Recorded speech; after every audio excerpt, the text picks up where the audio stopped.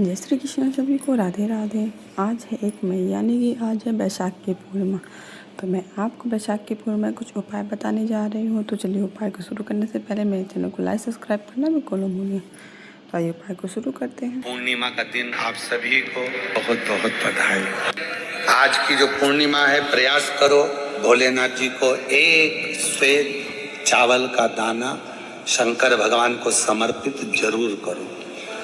और रात्रि के समय पर जब चंद्र पूर्ण आनंद के साथ में हो और यदि कोई शरीर में बहुत ज्यादा कोई रोग ग्रसित हो गया है, कोई चर्म रोग हो गया है, कोई शरीर में कोई भयंकर रोग हो गया है, तो छोटी सी बेलपत्र शंकर भगवान पर चढ़ी हुई चंद्रमा की रोशनी में चंद्रमौलेश्वर महादेव का नाम लेकर औषधि के रूप में उसको चबा चबा कर खा लो। चंद्रमा की रोशनी में उससे वो औषधि का काम करेगी और तुम्हारे रोगों को समाप्त। चंद्रमौलेश्वर महादेव का स्मरण करें। कौन से महादेव? चंद्रमौलेश्वर। और चंद्रमौलेश्वर महादेव की। चंद्रमौलेश्वर शिव उपासना ये बहुत और आज तो सुंदर बाबा की बड़े आनंदमय स्वरूप है। चंद्र की रोशनी में आप लोग तो खीर खाते ही हो, पर साथ में एक बेलपत्र का प्रयोग भी जरूर कर कर देखो। वो आपकी जिंदगी में ना जाने कितने रोगों को समाप्त कर देगा, कितने रोग। पर वो बेलपत्र छोटी लेना, ज्यादा बड़ी बेलपत्र नहीं लेना।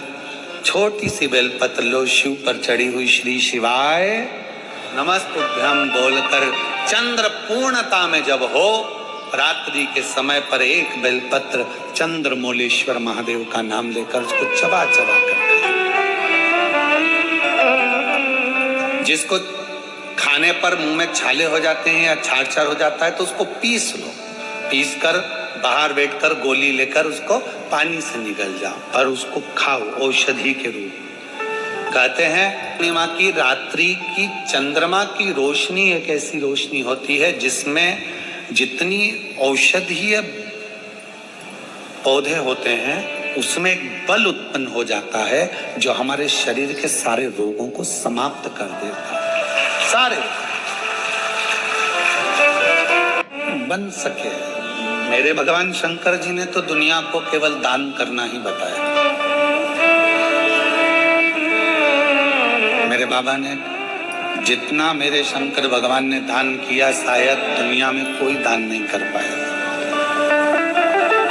खुद रहे कैलाश पर, खुद रहे गुफा में, खुले आसमान में और दुनिया को सोने का महल दे दिया। भगवान नारायण को लक्ष्मी प्रदान कर दी, ब्रह्मा जी को वीणा वादनी दे दी, सरस्वती, और खुद ने अपने स्थान जो बनाया वो बिल्कुल शून्य में बनाया, एकदम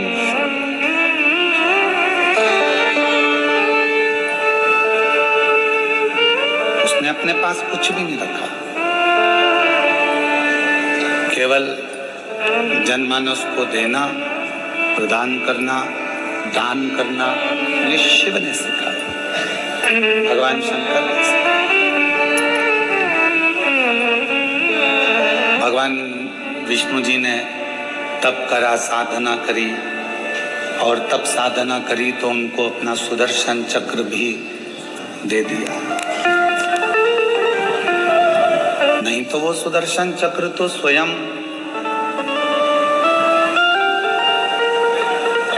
मत खसकाओ बेटा, मत खसकाओ, बहुत सारी जगह है, बैठ जाएंगे, शांति रखो, कथा चल रही है, अब डिस्टर्ब ना करें।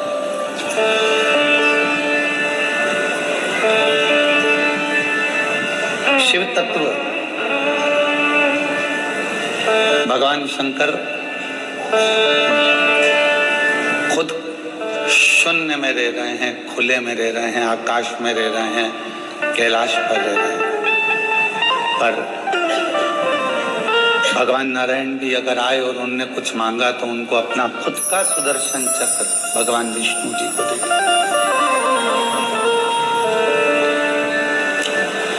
भगवान नारायण को अपना सुदर्शन चक्र प्रदान कर दिया। राजमा भिगोती है। जी मम्मी। किसको नहीं दिया? भगवान कृष्ण आए तो उनको भी एक एक रानी को 11-11 संतान दिए।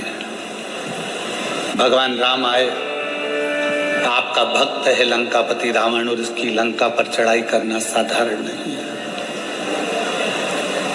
किसी शिव भक्त के ऊपर आक्षेप करना, उंगली उठाना, अपशब्द कहना, यह कोई साधारण विषय नहीं है। भगवान शंकर की आराधना हम फिर कहेंगे, ना जाने कौन सा पुण्य जलगांव वालों का रहा है जो ये कथा यहाँ पर। नहीं तो हमने इन बहन जी को तो कहा दिया था समिति के लोगों ने कि कथा धाम पर होगी, ऑनलाइन है तो धाम से हो।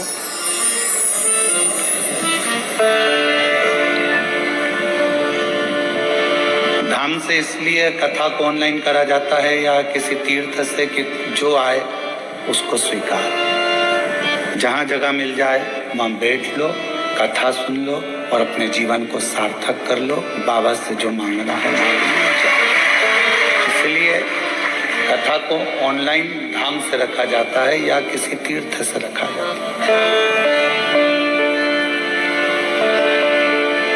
भगवान शिव देना सिखाते हैं और जिस व्यक्ति की जिंदगी में देने की आदत हो जाती है फिर परमात्मा उसको इस लायक बना देता है कि वो दोनों हाथों से लुटाता रहता है।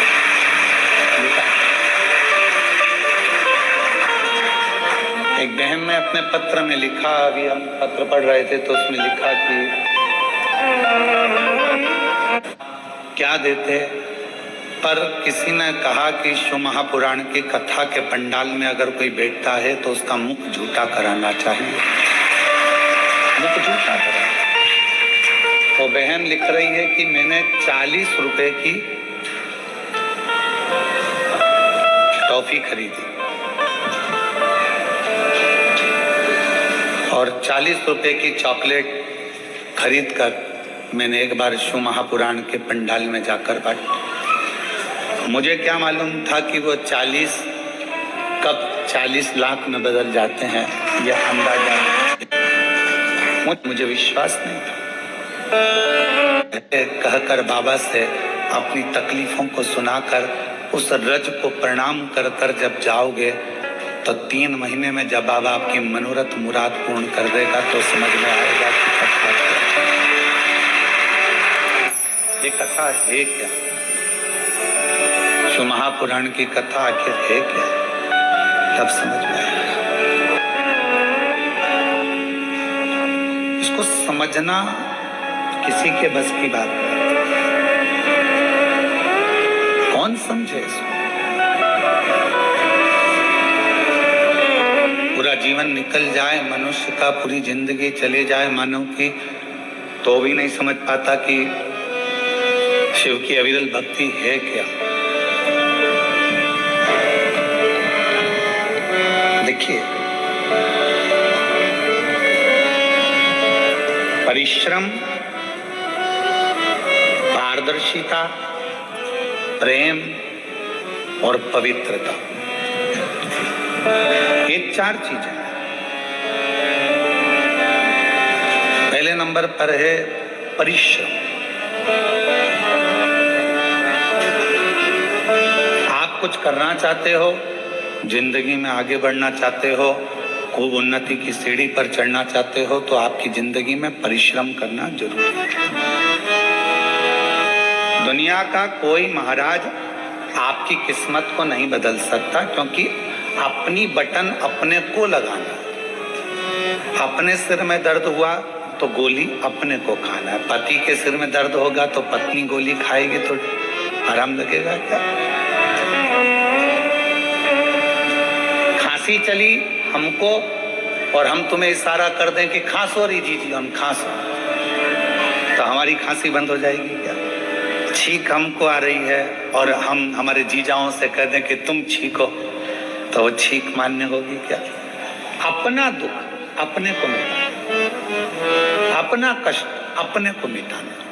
कोई दुनिया का कोई महाराज ऐसा नहीं है तुम्हारे दुख को मिटा दे।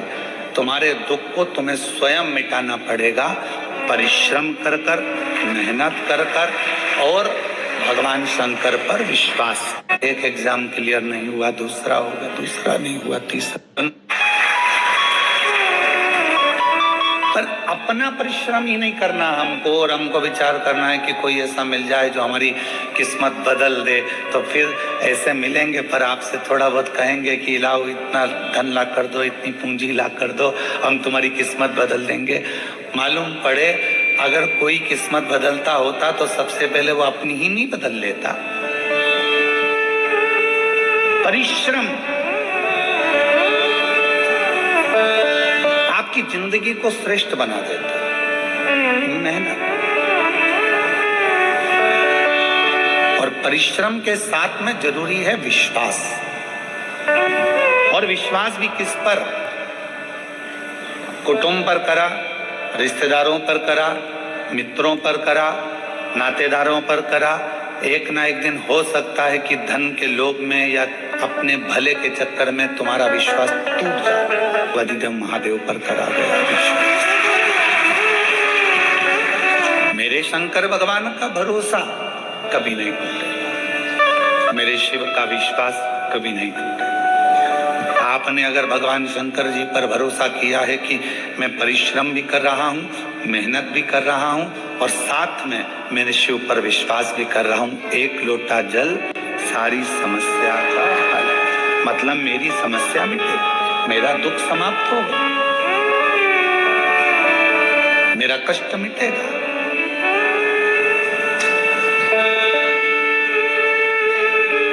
अब वो दुख आपका नहीं रहा।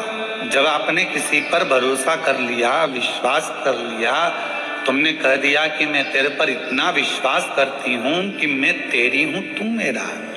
मतलब नहीं पहुँचते तो शंकर भगवान को चिंता लग जाती है, जरूर इसके ऊपर कोई दुख आ गया है, मैं पता करता हूँ। नंदी जाओ, क्या तकलीफ है मालूम कर कर आओ। नंदी कहता है कि उसके घर में तकलीफ है, तो नंदी उसका दुख नहीं मिटा।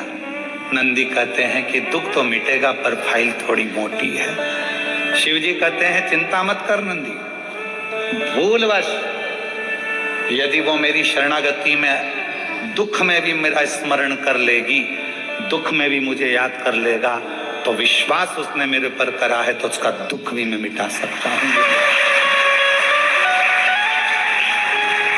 अब कई लोग ऐसे हैं संसार में जो अपने को एक बीमारी लग गई, एक तकलीफ लग गई, एक दुख आ गया, किसी का किडनी गड़बड़ हो गया, किसी का लीवर गड़बड़ हो गया, किसी को कैंसर हो गया, किसी को कुछ हो गया, और उसने अपने आप को सोच लिया कि अब तो मेरा अंत समय आ गया, अब मैं मरूंगी, अब मेरा कुछ नहीं हो सकता, अब मेरी तबीयत ठीक नहीं रहती, अब तो मेरा शरीर बेकार हो गया। जो बार बार ये स्मरण करता है कि अब तो मेरा शरीर बेकार हो गया, अब तो मैं बिल्कुल बेकार हो गई, अब मैं कुछ नहीं कर सकती, मेरी जिंदगी में अब तो मरने का समय आ गया, तो तुम निश्चित हो मरोगी, पक्का, और जल्दी मरोगा। वो शिव का रूप मानते हैं। हमारी शिव महापुराण की कथा में एक वर्णन आता है, उमा संहिता में। शिव महापुराण में वर्णन किया गया कि मेरे देव अधिदेव महादेव भगवान शंकर जब पार्वती जी सूखे पत्तों का सेवन करती रहीं, करते करते पत्तों का सेवन छोड़ दिया, दुर्बल हो गई, तब भगवान देवाधिदेव महादेव औषधि लेकर पार्वती जी के पास पहुंचे थे। तो हम जितने दुनिया के डॉक्टर हैं इन सबको शंकर कहते हैं, ये शिव का एक रूप है। इसलिए हम कहते हैं कि शंकर पर विश्वास करो, लोटा भर जल चढ़ाओ, जो बताया जाए वो करो, पर उससे पहले अपने प्राथमिक चिकित्सा केंद्र, अपने हॉस्पिटल जो नजदीक में डॉक्टर हैं उनके पास जाओ, उससे जाकर जांच कराओ, जो दवाइयां दे वो खाओ, क्योंकि डॉक्टर भी शंकर का एक रूप होता है। जो पार्वती जी के पास गए थे